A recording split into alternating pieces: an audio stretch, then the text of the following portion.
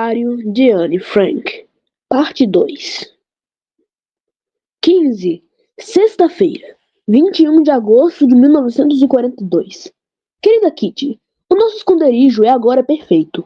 O Sr. Crawler teve a ideia de tapar a porta de entrada do anexo. A polícia anda a fazer muitas buscas às casas por causa das bicicletas escondidas. O Sr. Volsen executou um plano. Construir uma estante giratória que abre para o lado, como uma porta. É claro que para isso o Sr. Volsen teve de entrar no segredo, e está a ser muito prestável. Agora, antes de descermos, temos de nos curvar e depois damos um saltinho, porque o degrau desapareceu. Ao cabo de 3 dias, tínhamos todos a testa cheia de galos. porque como não tomávamos cautela e não estávamos habituados, batíamos quase sempre com a portinha. Agora pregamos-lhe uma almofada de serrim. Vamos a ver se serve para alguma coisa. Não leio muito. Tenho me esquecido quase tudo o que aprendi na escola. A nossa vida aqui é pouco variada. O Sr. Van Damme e eu pegamos-nos a cada passo. Ele já se vê. Acha a Margot muito mais engraçada do que eu. A mãe trata-me como se eu fosse um bebê, coisa que não suporto. O Peter também não tem piada. É aborrecido e mandrião. Passa a maior parte do dia estendido na cama. Por vezes, levanta-se carpinteira um bocado e volta de novo a dormitar. Um autêntico Palerma. Está calor e nós preguiçamos na cadeira de lona, lá em cima, no sótão grande. Tua Anne. 16. Quarta-feira, 2 de setembro de 1942. Querida Kitty, o Sr. Van Damme zangou-se com a mulher. Nunca vi tal coisa na minha vida. O meu pai e a minha mãe não eram capazes de gritar assim um com o outro. O motivo foi tão insignificante que nem vale a pena falar nele. Mas enfim, cada um é como é. Para o Peter não deve ser nada agradável assistir a zangas dessas. Mas ele, de resto, ninguém o toma a sério por ser tão preguiçoso e tão mimalho. Ontem estava todo aflito porque tinha a língua azul. Mas pouco depois ele tinha passado. E hoje anda com um cachecol grosso à volta do pescoço. Diz que tem um lumbago e dores nos pulmões, no coração e nos rins. Calcula mais nada. Este jovem está me a sair um belíssimo hipocondriaco. E é assim que se diz, não é? A minha mãe e a senhora Van Damme não se dão lá muito bem. E realmente há razões bastantes para isso. Só um exemplo. A senhora Van Damme deixou ficar 3 lençóis no armário das roupas brancas, usado em comum por eles e por nós. Tinha ela a intenção simpática de poupar os lençóis dela e de usar os nossos. Há de ficar muito espantada quando descobrir que a mãe lhe seguiu o bom exemplo. Madame também se enfurece toda quando pomos a uso ao louço dela, não a nossa. Anda constantemente a ver se descobre o que foi feito da nossa porcelana e nem suspeita que esta se encontra tão perto dela, no sótão atrás de vários materiais de reclame, onde está guardadinha e onde ficará mergulhada. Tanto tempo como nós, a pouca sorte persegue-nos. Ontem deixei cair um prato de sopa. Oh, gritou ela furiosa. Toma cautela, é tudo que me resta. Mas o Sr. Van Damme é agora a amabilidade em pessoa para comigo. A mãe voltou a pregar-me um grande sermão, hoje pela manhã. Acho isso horrível. As nossas opiniões são demasiado diferentes. O pai tem mais compreensão, mesmo se às vezes fica zangado durante 5 minutos. Na semana passada houve um incidente. O motivo foi um livro sobre mulheres. E o Peter ainda não te disse que a Margot e o Peter têm licença para ler quase todos os livros que o Sr. Cuffius nos traz da biblioteca. Mas esse tal livro, os grandes, não lhes queriam dar. Claro, esta curiosidade do Peter ficou espicaçada. O que estaria escrito no livro proibido?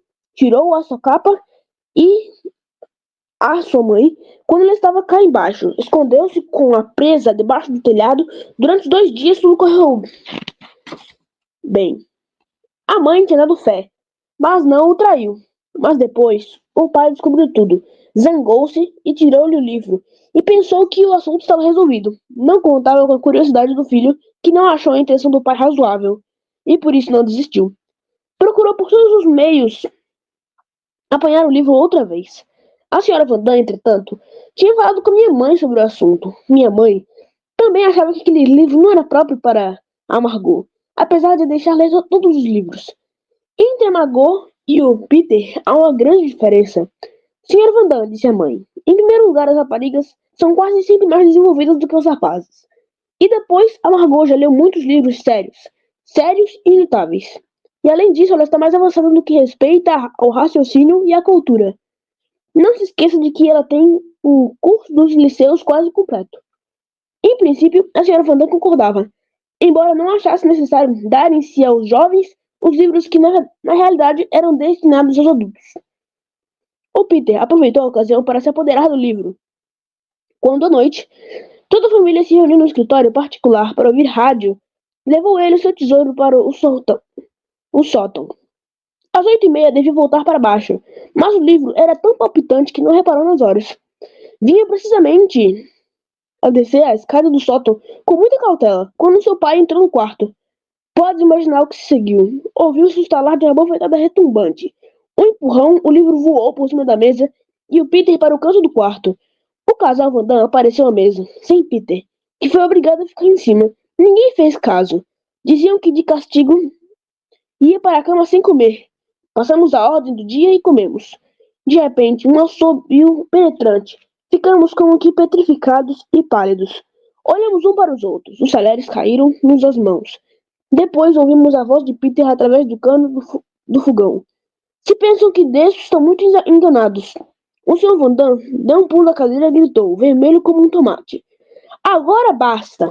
O pai, receando usar a gata, agarrou-lhe no braço e subiram assim os dois.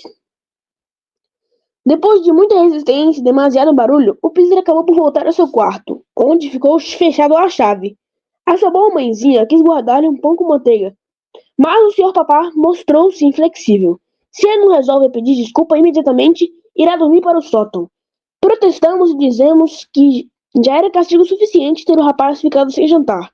E se o Peter se constipasse, não havia possibilidade de ir buscar um médico. O Peter não pediu desculpa e ficou no sótão. O Sr. Van Damme não ligou importância, mas na manhã seguinte, pôde verificar que o Peter afinal tinha dormido na sua cama. Às 7h, porém, o rapaz subiu de novo para o sótão, e foi preciso o meu pai intervir com algumas palavrinhas conciliadoras para que ele descesse. Durante 3 dias tivemos caras carrancudas e um silêncio teimoso. Depois tudo regressou à velha ordem. Tua Anne. 17. Segunda-feira, 21 de setembro de 1942. Querida Kitty, hoje vou contar-te coisas miudinhas da nossa vida diária. A senhora Van Damme é insuportável. A cada passo me censura por eu falar tanto. Não perde uma ocasião para nos irritar. Agora meteu-se-lhe em cabeça que não havia de lavar a louça. E se uma ou outra vez se digna fazê-lo, quando um resto de comida ficou na panela, não o guarda num pratinho de vidro como nós fazemos. Deixa-o ficar. Resultado, estraga-se e além disso amargou que tem que lavar a louça. Na vez seguinte tem o dobro do trabalho. E ainda por cima tem de ouvir da senhora. Coitadinha da Margot, tem tanto trabalho. O pai e eu arranjamos agora um entretenimento engraçado. Estamos a elaborar uma árvore genealógica da família. Conta-me coisas de todos os parentes. Então, sinto-me muito ligada à família. De 15 em 15 dias, de 15 em 15 dias, o Sr. Cuffius traz da biblioteca alguns livros para raparigas. Gostei imenso da série Jupiter Hill e acho bonito tudo que escreve. Cici von Marxveldt. Já li 4 vezes As Alegrias do Verão e rio-me sempre com a mesma vontade das situações cômicas. Também voltamos aos estudos. Dedico-me muito ao francês e só de verbos meto-me todos os dias, 5 dos irregulares na cabeça. Peter faz exercício de inglês e suspirar. Recebemos livros escolares novos. E aqui atrás de casa, um sortido de lápis, cadernos, etiquetas, borrachas de safar, etc. Ouço muitas vezes a emissora da Orange. Ainda há pouco, acabou de falar o príncipe Bernardo. Contou que estão à espera de outro bebê. Aqui todos admiram da minha afeição aos reis holandeses. Há dias falou-se dos meus estudos e que eu ainda tinha muito que aprender.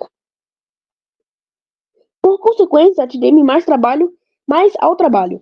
Não quero voltar mais tarde ao primeiro ano. Também não veio à baila que eu não tinha lido nada ultimamente. A mãe está a ler Rowan Knechten. Mas esse livro não me querem deixar ler. Para poder ler, tenho de ficar, antes de mais nada, tão esperta e culta como a minha inteligente e talentosa irmã. Falou-se também sobre filosofia, psicologia e fisiologia. Essas palavras são tão complicadas, fizeram-me ir ao dicionário. Coisa de que nada sei. Oxalá no próximo ano já seja menos ignorante. Verifiquei uma coisa desastrosa. É que para o inverno só tenho um vestido de mangas compridas e 3 gilets. O pai deu-me licença para fazer uma camisola de lã branca de carneiro. A lã não está grande coisa, mas o principal é que seja quentinha. Muitas roupas nossas estão nas casas de outras pessoas, mas só depois da guerra poderemos ir buscá-las. Se ainda existir alguma coisa, estava eu outro dia a escrever precisamente sobre a senhora Vandam. Quando ela entrou imediatamente, fechei o caderno. Então, Anne, deixas-me espreitar? Não, senhora Vandam. Só a última página, está bem? Só a última página, está bem? Não, também não. Ai, que susto que passei. Era mesmo naquela página que se lhe faziam referências pouco lisonjeiras. 18. Sexta-feira, 25 de setembro de 1942. Querida Kitty, ontem visitei os Vandam lá em cima para tagarelar um bocadinho. De vez em quando tem graça. Comemos bolachas de naftalina. A lata das bolachas está no guarda-roupa, onde há bolinhas contra a traça. E tomamos limonada. Falamos do Peter. Eu disse-lhe que ele, por vezes, se queria chegar mais de mim. Se queria chegar demais a mim. E que isto não me agradava. E que eu detestava tais demonstrações com modos paternais.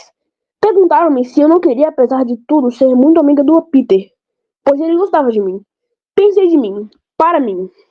Ah, meu Deus! Mas disse em voz alta: oh, não, de maneira nenhuma.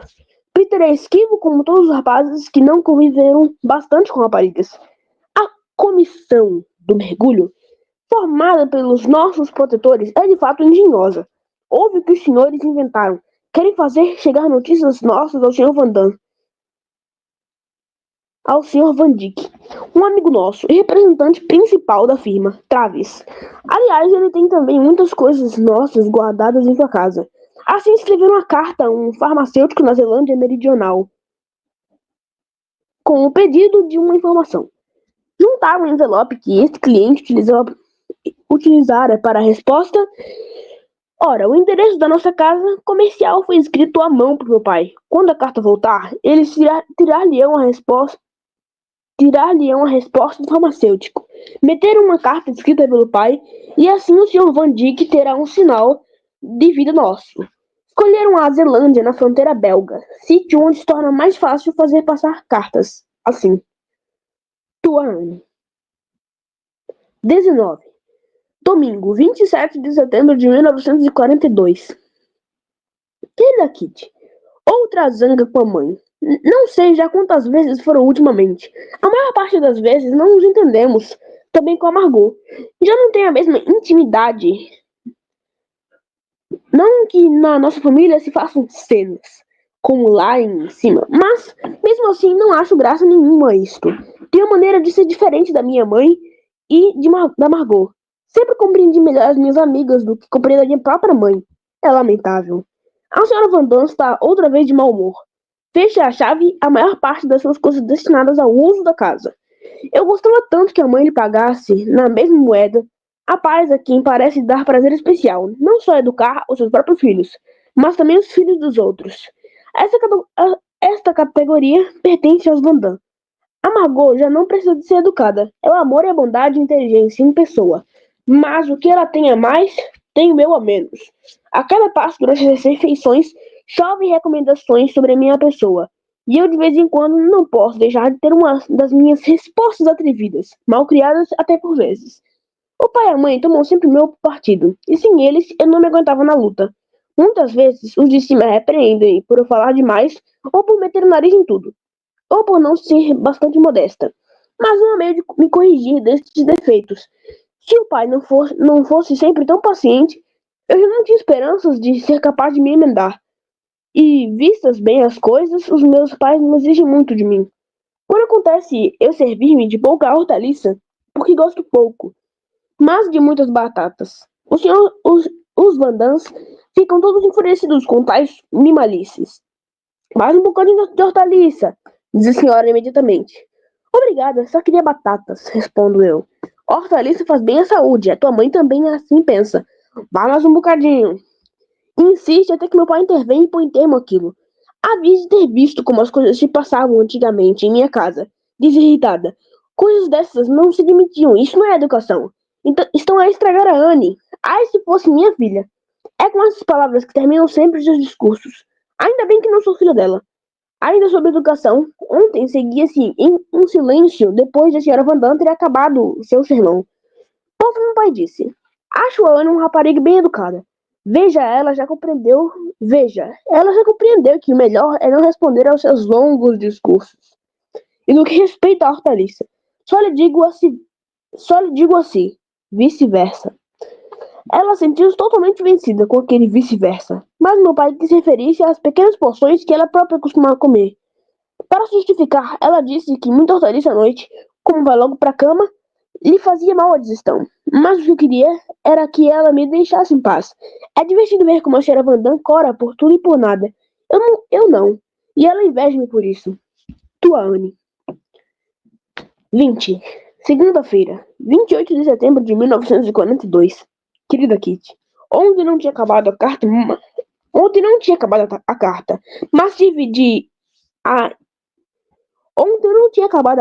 mas tive de a interromper. Vou contar-te mais outra zanga, mas primeiro deixa-me te dizer que acho horrível e inconcebível que os adultos se irritem e zanguem com tanta facilidade. E por causa das mais insignificantes bagatelas. Até há pouco tempo eu julgava que só as crianças se zangavam, e que isso mais tarde já não acontecia. Já se vê por vezes existem motivos para grandes discussões, mas eles ofendem-se uns aos outros constantemente, com palavras veladas, e isto torna-se insuportável. Já me devia ter habituado, porque é o mesmo quase todos os dias. Mas não posso ficar indiferente se as discussões assim chamam aquilo que é apenas barulho. Giram em volta da minha pessoa, dizem de mim cobras e lagartos, a minha aparência, meu caráter, as minhas maneiras, tudo é revestido, criticado e condenado. Eu não estava habituado a ouvir palavras duras e gritos. E agora querem que engula tudo isso? Não posso. E não tenciono engolir tudo. Hei de mostrar-lhes que a Anne não é tola. Ainda se hão de admirar e calar o bico. Eles é que precisam de ser mais educados, não eu. De cada vez fico mais espantado com tanta falta de correção e tanta estupidez. A senhora Van Damme. Mas hei de me habituar também a isto e qualquer dia ela há de ouvir-me. Então serei de facto tão mal educada, atrevida, teimosa, estúpida e preguiçosa como me querem fazer ver os de lá de cima. Bem sei que tenho muitos defeitos e fraquezas, mas os de cima exageram de uma maneira escandalosa. Se tu soubesses, Kit, como eu fervo cá por dentro, quando ouço tantos insultos, qualquer dia minha raiva acumulada explode. Se calhar estou a aborrecer-te, mas não posso deixar de contar ainda uma conversa mesmo, que foi muito interessante e divertida. Estava-se a falar da grande modéstia do Pim. Pim é a alcunha do pai.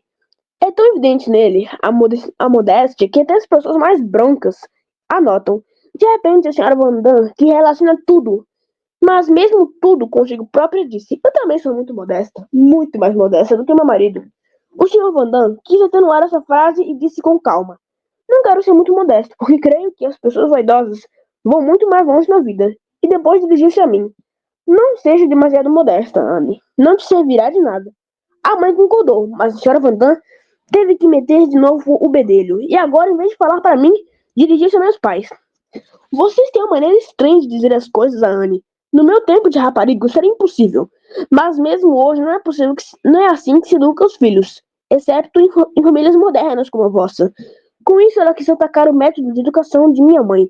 Tantas vezes discutido, esta estava vermelha como fogo. Quando uma pessoa ferve daquela maneira, quase que já perdeu o jogo de antemão, a mãe, que estava muito calma, quis pôr termo à discussão e disse: Senhora Van Damme, acho também melhor não ser muito modesto.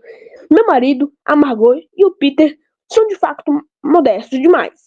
Seu marido, a senhora Anne e eu não somos precisamente vaidosos, mas não deixamos fazer o ninho atrás da orelha. Mas eu sou modesta, senhora Frank, como se atreve a dizer o contrário? A mãe, não é precisamente vaidosa, senhora Van Damme, mas acho que modesta também não é. A senhora Van Damme, então já agora gostava de saber, quando é que não sou modesta? Se não cuidasse um bocado de mim, morreria provavelmente de fome. Sou tão modesta como seu marido. Este autoelogio fez com que minha mãe desse uma gargalhada, o que irritou a pobrezinha, de tal maneira que continuou a falar sem conseguir acabar. Por fim, atrapalhou-se de tal maneira que perdeu o fio à meada e, toda ofendida, levantou-se para sair do quarto. Por acaso, seu olhar caiu sobre mim. Mal ela tinha virado as costas, eu pus-me a abanar a cabeça de um modo meio piedoso, meio irônico, quase sem querer. Ela, ao ver-me assim, já não saiu e começou a berrar numa linguagem feia e vulgar, como uma velha e gorda peixeira. Aquilo aqui era um espetáculo divertido. Se eu soubesse desenhar, tinha a eternizado naquela atitude. Que modelozinho tão ridículo! Uma coisa te vou dizer. Se queres conhecer bem uma pessoa, tem que zangar uma vez com ela. Só então é que pode julgá-la. Tua Anne. Terça-feira, 29 de setembro de 1942. Querida Kitty, há sempre qualquer coisa para contar nessa casa. Como não temos banheira, lavamos-nos numa selha. E como no escritório, quero dizer, em todo o andar de baixo, há água quente. Vamos do sete alternadamente para baixo. Mas somos muito diferentes uns dos outros, no que respeita ao pudor. Por isso, cada um, conforme a sua maneira de ser, escolheu um ou outro lugar para o acto de limpeza. Peter toma banho na cozinha, embora esta tenha uma porta de vidro. Antes de começar a lavar-se, avisa toda a gente e pede-nos que não passemos por aquela porta durante uma meia hora. O Sr. Van Damme prefere tomar banho em cima. Acha que vale a pena carregar com água quente. Escada acima para poder gozar as comodidades do seu quarto. A senhora Van Damme até hoje ainda não tomou banho. Quer primeiro estudar qual é o lugar mais conveniente para ela. O pai prefere o escritório particular e a mãe vai para detrás do resguardo do fogão da cozinha. A Margot e eu escolhemos um escritório grande para podermos chapinhar à vontade, todos os sábados de tarde. Fechamos as cortinas e assim, no lusco-fusco, lavamos-nos. A que fica à espera observa atrás de uma fenda nas cortinas o que se vai passando lá fora e diverte-se com o vai e vem tão patusco das pessoas. Mas de uma semana para cá, já não me agrada aquele quarto de banho e tenho andado à procura de um sítio mais confortável. O Peter teve uma ideia boa. Propôs que eu levasse as minhas coisas de banho para o grande WC que pertence ao escritório. Aí eu poderia estar sozinha, podia acender a luz, fechar a porta e até despejar a água sem auxílio de ninguém. Hoje inaugurei meu novo quarto de banho. Estou satisfeita. Ontem esteve o picheleiro no andar de baixo para deslocar os canos que ligam a canalização da nossa moradia. Isto tinha que ser feito. De outro modo, podia no inverno, que talvez venha a ser rigoroso, gelar a água nos canos. Essa visita foi para nós tudo, menos agradável. Não só porque não se podia abrir uma torneira, mas também porque não se podia abrir uma torneira, mas também porque não podemos servir do WC. Talvez não seja lá muito elegante contar o que fizemos para remediar o mal, mas não sou tão púdica, que não posso falar com tais coisas. O pai e eu tínhamos tomado providências. Guardamos alguns frascos de conserva de que agora nos servimos forçosamente. Não podiam ser despejados e tinham de ficar nos quartos. Mas achei isso menos repugnante do que estar todo dia quieta sem poder falar. Tu não podes imaginar quanto isso me custou a mim, que tanto gosto de paurar, vulgarmente. Já somos obrigados a falar muito baixinho. Mas não falar mesmo nada e ficar sentado o dia todo sem me mexer, acho que é 10 vezes pior. Tinha um rabo espalmado e nem o sentia. Doeu-me durante 3 dias. Passamos então a fazer todas as noites o que nos foi compondo. Tuane. 22. Quinta-feira, 1 de outubro de 1942. Querida Kitty, ontem apanhei um susto terrível. Às 8 tocou a campainha e eu já estava a imaginar o pior. Já sabes o que quero dizer com isto, mas todos disseram que aquilo deveriam ser garotos. Então, eu me acalmei. Agora os dias passam em silêncio. Na cozinha do escritório trabalha um farmacêutico, o Sr. Lewin, que está que está a fazer experiências para a firma. Conhece bem a casa toda e andamos sempre com receio de que lhe venha a ideia de entrar no laboratório antigo. Estamos muito quietos. Quem há 3 meses teria adivinhado que a Anne, sempre tão mexida, tinha estado tanto tempo quieta numa cadeira sem falar. No dia 29, a senhora Van Damme fez anos. Não houve grande festa. Demos-lhe algumas flores, umas prendinhas e um jantar melhorado. Já é a velha tradição. O marido oferecia cravos vermelhos, falando da senhora Van Damme. Queria confessar-te uma coisa. As suas tentativas de flirtar com meu pai aborrecem-me de todo o coração. Ela passa-lhe a mão sobre a cara e o cabelo e mostra-lhe com preferência suas lindas pernas. Fiz esforços para ser espirituosa e tenta sempre que pode chamar a atenção do Pin sobre ela. Pin não a acha bonita nem simpática, e as seduções dela deixam de todo indiferente. Não sou ciumenta, mas aquilo me custa suportar, já lhe disse a ela na cara que minha mãe não se porta assim com o Sr. Van Damme. O Peter por vezes tem piada. Temos ambos a paixão das brincadeiras de carnaval e divertimos-nos bastante com isso. Outro dia apareceu ele encafuado num vestido muito 12103, apertado de sua mãe, com um chapelinho na cabeça. Eu vesti o fato dele e pus a sua boina. Os adultos quase que morriam de tanto rir, e nós estivemos quase também divertidíssimos. A ele comprou no armazém saias para mim e para Margot, de má qualidade e muito caras. E mais alguma coisa engraçada, ela nos prometeu. Vai tratar de nos arranjar lições de estenografia por correspondência. No ano que vem, seremos estenógrafas perfeitas. Que bom a gente poder aprender esta espécie de código secreto. Tua Anne. 23. Sábado, 3 de outubro de 1942. Querida Kitty, ontem eu ouvi aqui uma grande zaragata. A mãe contou todas as minhas travessuras ao pai, mas exagerou muito. Chorou. Também chorei. Já tinha andado todo dia cheia de dores de cabeça. Eu disse ao pai que gostava mais dele do que da mãe. O Pinho disse que isso havia de passar, mas eu não acredito. Tenho de fazer grandes esforços para ficar calmo quando falo com a mãe. O pai quer que a ajude e lhe preste serviços quando ela não se sente bem. Mas eu não quero. Tudo muito francês e estou a ler La Belle Nivarnese. Tua Anne. 24. Sexta-feira, 9 de outubro de 1942. Querida Kitty, hoje só posso dar notícias tristes e deprimentes. Os nossos amigos e conhecidos judaicos são deportados em massa. A Gestapo trata-os sem a menor consideração em vagões de gado, leva-os para Westerburg, o campo para judeus.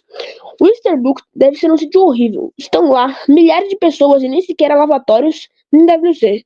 Que de longe cheguem para todos. Conta-se que as pessoas dormem em barracas. Homens, mulheres e crianças, são todos misturados. Não podem fugir. Quase todos se podem identificar pelas cabeças rapadas ou então pelo seu tipo judaico. Se já na Holanda as coisas se passam desse modo, como há de ser então nos sítios longínquos para onde levam essa gente? A emissora inglesa fala de câmara de gás. De qualquer forma, talvez seja a câmara de gás a maneira mais rápida de se morrer. A MIP falou-nos de acontecimentos terríveis e está excitadíssima. Ainda há pouco encontrou em frente da sua porta uma velhinha manca. Estava à espera do automóvel de Gestapo, que recolhe as pessoas, uma após a outra. A velha tremia de medo. Os canhões da defesa atroavam os ares. Os raios dos projetores cruzavam-se no céu. A trovoada dos aviões ingleses ecoava entre as casas. Mas Mip não teve coragem de arrastar a mulherzinha para dentro de sua casa. Os alemães castigam com dureza tais procedimentos. Também a Ellie está desanimada e triste. O seu noivo foi levado para trabalhar na Alemanha. Ela receia que o seu Dirk pode ser atingido quanto a bombardeamentos. Os aviões ingleses despejam milhões de quilos de bombas. Piadinhas como descansem, não lhes cairá em cima 1 milhão delas, ou só uma bomba chega bem. Acho-as grosseiras. O Dirk não foi o único que teve de partir. Todos os dias saem comboios de jovens forçados a ir. Um ou outro consegue fugir pelo caminho ou mergulhar. Mas são tão poucos. A minha cantiga triste ainda não acabou. Já ouviste falar em reféns? Pois inventaram essa coisa, requintada. Parece-me o pior de tudo. O que inventaram, gente inocente, é presa, sem qualquer parte se dá uma sabotagem. E os autores não se encontrarem. Fuzilam. Sim, simplesmente alguns reféns depois publicam a notícia no jornal. E lembrar-me também que já fui alemã. Hitler tirou-nos a nacionalidade há muito tempo. Entre aquela espécie de alemães, os hitlerianos e os judeus, existe uma inimizade. Como não pode haver mais forte em todo o mundo. Tuane. 25. Sexta-feira, 16 de outubro de 1942. Querida Kitty, tenho imenso o que fazer. Traduzi um capítulo de La Belle Niver, de La Belle, de La Belle Niver, de La Belle Nivernese, tirei os significados novos. Depois, fiz um problema de matemática. Ainda estudei 3 páginas de uma gramática. Não gosto nada disso. Nem dos problemas e nem me apetece pegar-lhes. O pai também os acha complicados e por vezes resolvo-os melhor, eu do que ele. Mas em boa verdade, nem ele nem eu sabemos muito disto. E acabamos quase sempre por chamar a Margot para nos dar uma ajudinha. Na estenografia, sou eu que vai à frente dos 3. Ontem acabei de ler Os Salteadores. É um bom livro, mas não se pode comparar a Júpiter EU. Continuo a dizer que acho a Cici Marxveld uma escritora brilhante. Os meus filhos hão de ler os seus livros. O pai deu-me algumas peças de teatro de Corner, o primo de Bremen, a governanta, o Dominó Verde, um bom escritor. A mãe, a Margot e eu voltamos a ser amigas, o que não deixa de ser muito agradável. Ontem a Margot deixou-se ao meu lado na minha cama. Quase não havia lugar para 2, mas não fazes ideia como foi com ela. Ela perguntou-me se podia ler o meu diário. Eu disse, algumas passagens pode. Perguntei-lhe pelo diário dela. Disse que também mudava a ler. Depois falamos sobre o futuro e perguntei-lhe o que ela queria ser. Mas não quis dizer. É um segredo. Ouvi vagamente dizer que quer ser professora e suponho que deve ser verdade. Acho que sou curiosa demais. Hoje de manhã estendi-me sobre a cama do Peter, depois de o ter expulsado de lá. Ficou furioso, mas não fiz caso. Acho que podia ser mais amável comigo, pois ainda ontem dei-lhe uma maçã. Ontem perguntei a Margot se me achava feia.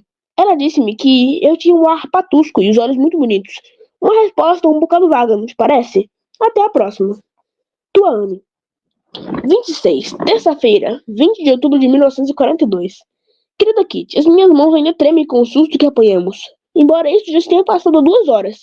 Temos em casa os aparelhos Minimax contra incêndios.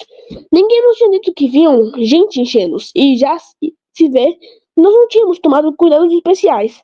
Nisto ouvi martelar do outro lado no vestíbulo. Pensei que fosse um merceneiro. A Ellie estava a almoçar conosco. Avisei-a para não descer. O pai e eu resolvemos ficar de guarda e escutar atrás da porta até o homem acabar o trabalho. Depois de ter martelado 1/4 de hora, pôs a ferramenta em cima do armário. Pelo menos foi o que supusemos. E bateu à nossa porta. Ficamos ambos pálidos. Teria ele dado por alguma coisa e queria agora decifrar o mistério? Com certeza, pois nunca mais acabava de bater, puxar, empurrar. Eu ia quase desmaiando, ao lembrar-me de que aquele estranho de descobrir o nosso belo esconderijo estava precisamente a pensar que, de certo, ia morrer. Dentro em pouco, quando ouvir a voz do Sr. Cuffius. Por amor de Deus, abra a porta, sou eu. Imediatamente abrimos. O gancho com que se fecha a porta por dentro e de que os iniciados se servem também do outro lado estava preso, e não tinha sido possível avisar-nos de que vinha o outro operário. A segunda-feira foi um dia divertido. A Mip e o Hank passaram cá à noite. A Margot e eu dormimos no quarto dos pais, e o jovem casal nas outras camas. A comida estava um mimo. Mas não faltou também um pequeno incidente. Houve um curto-circuito, causado pelo candeeiro do pai, e de repente ficamos às escuras. A caixa onde se encontram os fusíveis fica no fundo do armazém. E não é brincadeira chegar lá sem luz, mas conseguiu-se, e dentro de 10 minutos os estragos estavam reparados, e apagamos a iluminação de velas.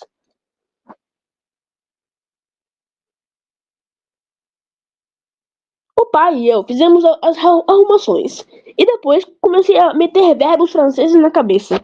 Em seguida, pus-me a ler eternamente, Cantam as Florestas. Um belo livro. Vou quase no fim. Para a semana, a Ellie vem cá dormir. Tua Anne.